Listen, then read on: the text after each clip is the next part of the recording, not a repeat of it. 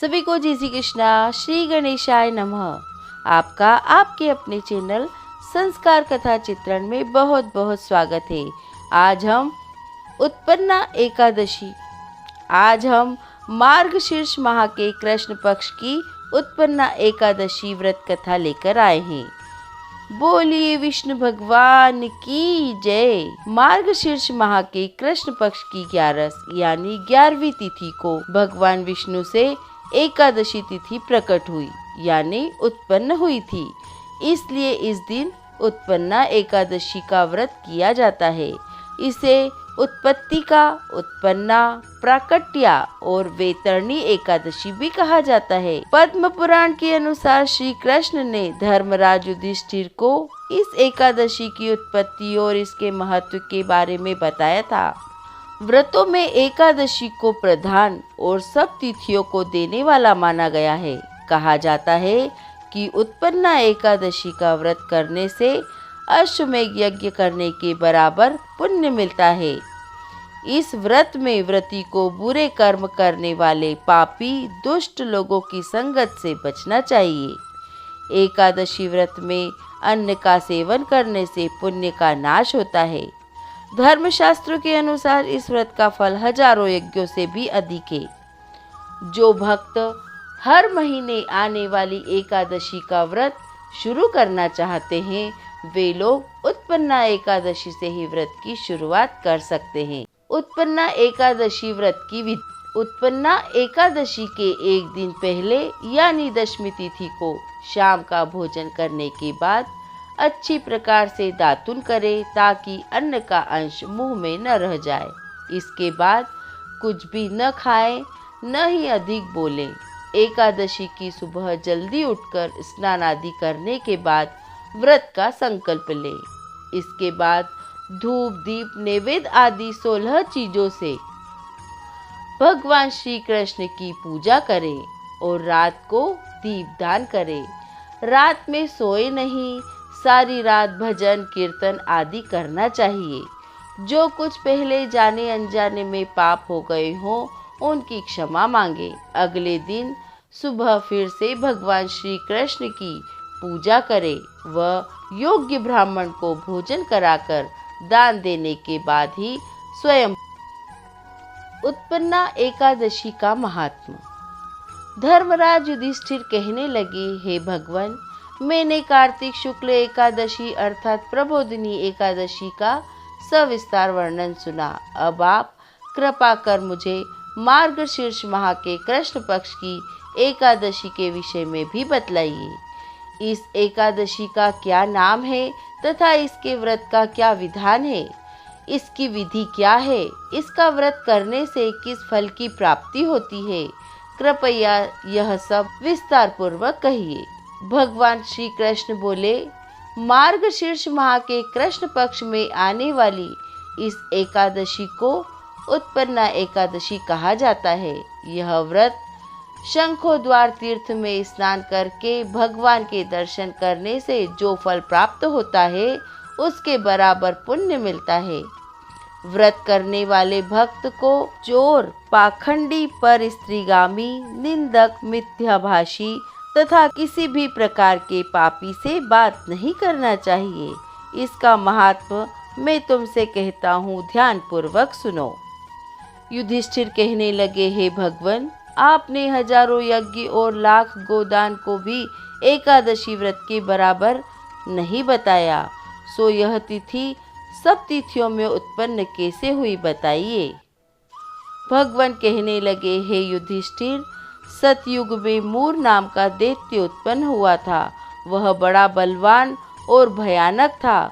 उस प्रचंड दैत्य ने इंद्र, आदित्य, वसु, वायु, अग्नि आदि सभी देवताओं को पराजित करके भगा दिया।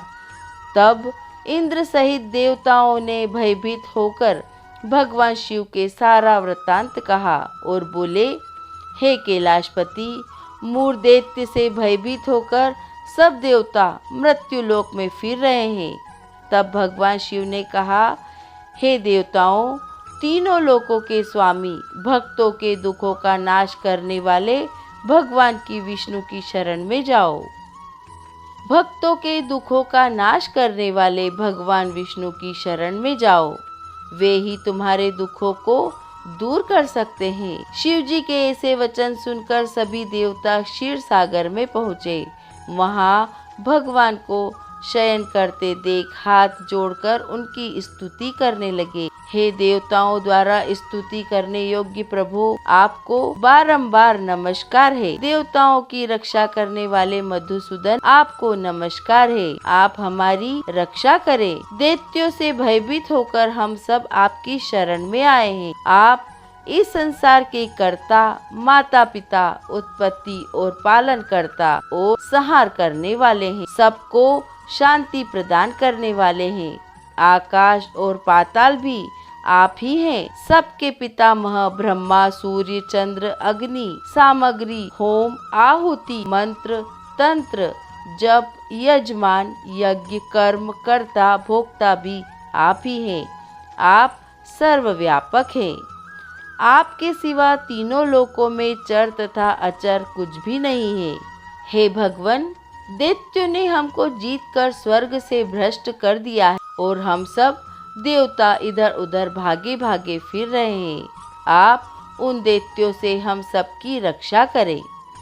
इंद्र के ऐसे वचन सुनकर भगवान विष्णु कहने लगे कि हे इंद्र, ऐसा मायावी दैत्य कौन है जिसने सब देवताओं को जीत लिया है? उसका नाम क्या है?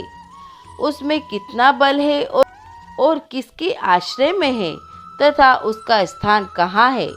यह सब मुझसे कहो। भगवान के ऐसे वचन सुनकर इंद्र बोले, हे भगवान, प्राचीन समय में एक नाड़ीजंग नामक राक्षस था। उसके महापराक्रमी और लोक विख्यात मुर नाम का एक पुत्र हुआ। उसकी चंद्रावती नाम की नगरी है। उसी ने सब देवताओं को स्वर्ग से निकालकर वहां अपना अधिकार जमा लिया है। उसने इंद्र, अग्नि, वरुण, यम, वायु, ईश, चंद्रमा, नृत्य आदि सबके स्थान पर अधिकार कर लिया है। सूर्य बनकर स्वयं ही प्रकाश करता है, स्वयं ही मेघ बन बैठा है और सबसे अजय है। हे असुर निकंदन, उस दुष्ट को मारकर देवताओं को अजय बनाई। यह वचन सुनकर भगवान ने कहा, हे देवताओं, मैं शीघ्र ही उसका संहार करूंगा। तुम चंद्रावती नगरी जाओ। इस प्रकार कहकर भगवान सहित सभी देवताओं ने चंद्रावती नगरी की ओर प्रस्थान किया। उस समय जब दैत्य मूर सेना सहित युद्ध भूमि में गरज रहा था, उसकी गर्जना सुनकर सभी देवताओं भय के मारे चारों दिशाओं में भागने लगे। जब स्वयं भगवान रणभूमि में आए तो दैत्य उन पर भी अस्त्र शस्त्र आयुध लेकर दौड़ा। भगवान ने उन्हें सर्प के समान अपने बाणों से बीन डाला। बहुत से दैत्य मारे गए, केवल मूर ही बचा रहा। यह अविचल भाव से भगवान के साथ युद्ध करता रहा। भगवान जो भी तीक्ष्ण बाण चलाते, वह उसके लिए पुष्प फूल हो जाते। उसका शरीर छिन्न भिन्न हो गया, किंतु वह लगातार युद्ध करता रहा। दोनों के बीच मल्ल युद्ध भी हुआ। 10,000 वर्ष तक उनका युद्ध चलता रहा, किंतु मूर नहीं मारा गया। थक हार कर भगवान बद्रिकाश्रम चले गए। वहाँ हेमवती नामक सुंदर गुफा थी। उसमें विश्राम करने के लिए भगवान उसके अंदर प्रवेश कर गए। यह गुफा 12 योजन लंबी थी और उसका एक ही द्वार था। भगवान विष्णु वहाँ योग निद्रा की गोद में सो गए। मूर भी पीछे पीछे आ गया और भगवान को सोया देखकर मारने को उद्यत हुआ। तभी भगवान के शरीर से उज्जवल कांतिमय रूप वाली देवी प्रकट हुई। देवी ने राक्षस मूर को ललकारा, युद्ध किया और उसे तत्काल मौत के घाट उतार दिया। श्री हरि जब योग निद्रा की गोद से उठे तो सब बातों को जानकर उस देवी से कहा कि आपका जन्म एकादशी के दिन हुआ है, अतः आप उत्पन्ना एकादशी के नाम से पूजित होगी। आपके भक्त वही होंगे जो मेरे भक्त होंगे। तो यह थी उत्पन्ना एकादशी व्रत कथा। बोलिए विष्णु भगवान की जय। आपको उत्पन्ना एकादशी व्रत कथा का वाचन कैसा लगा हमें कमेंट कर अवश्य बताएं। और हमारा वीडियो आपको पसंद आता है तो लाइक करें, फ्रेंड्स में शेयर करें। और अभी तक आपने हमारे चैनल संस्कार कथा चित्रण को सब्सक्राइब नहीं किया है तो सब्सक्राइब कर लीजिए ताकि हमारा नेक्स्ट वीडियो आपको पहुंच सके। धन्यवाद। जय श्री कृष्णा।